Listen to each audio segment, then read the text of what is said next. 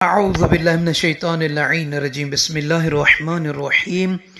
رب اشرح لی صدری ویسر لی امری واحلل عقدۃ من لسانی یفقہوا قولی اللہم صلی علی محمد و آل محمد۔ صاحبان ایمان، مومنین مومنات، آج جمعرات کا دن ہے، آنے والی شب جمعہ ہے، بڑی بابرکت شب ہے، رحمتوں برکتوں کی شب ہے، خدا سے قرب حاصل کرنے کی شب ہے۔ صاحبان ایمان، یہ 17 شعبان المعظم کی رات ہے۔ اس رات کی نماز کی فضیلت کے بارے میں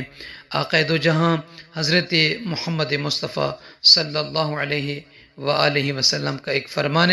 مبارک ہے، بالخصوص اس شب کی نماز کے حوالے سے وہ بیان کرنا ہے، اور انشاءاللہ کربلا کی سرزمین مقدسہ پر آپ سب بہنوں بھائیوں کی، بزرگوں نوجوانوں کی طرف سے دونوں ہستیوں کی بارگاہ میں نائب دعا ہوں گے، سب کے لیے دعا کریں گے اجتماعی، اور اللہ نے اگر زندگی دی تو کل جمعہ کا مبارک دن ہے۔ سرکار امام صاحب الزمان علیہ السلام کے بابا امام حسن عسکری علیہ السلام اور سرکار امام علی نقی علیہ السلام، بی بی نرجس خاتون، بی بی حکیمہ خاتون سلام اللہ تعالی علیہم اجمعین کی بارگاہ اقدس میں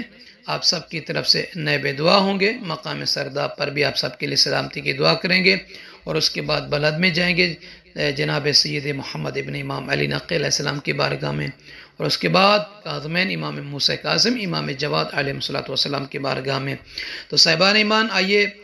سب سے پہلے 17 شعبان المعظم کی شب کی نماز کے حوالے سے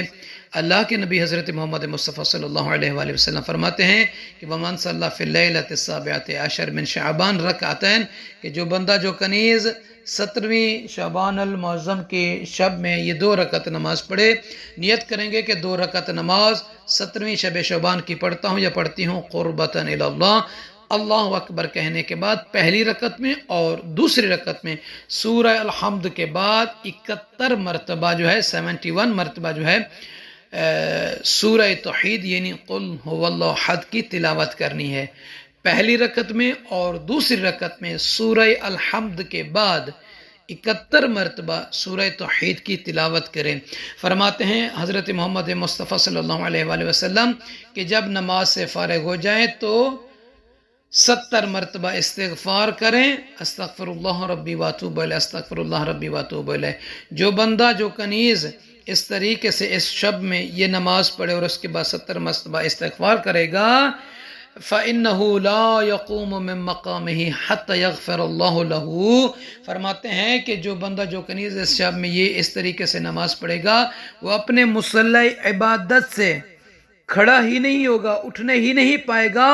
اٹھنے سے یعنی پہلے اللہ اسے بخش دے گا، معاف فرما دے گا، اللہ اس کی مغفرت فرمائے گا، کس کی؟ جو 17ویں شب میں یہ نماز پڑھے گا، اور اس پر اللہ جو ہے کسی قسم کی کوئی خطا گناہ کو نہیں لکھے گا، یعنی اسے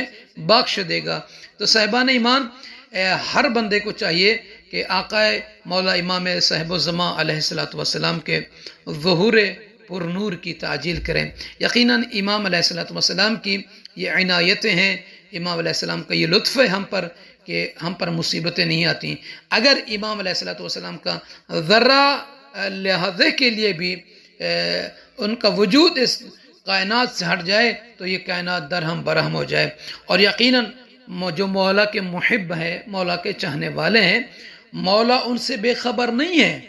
مولا ان سے باخبر ہیں،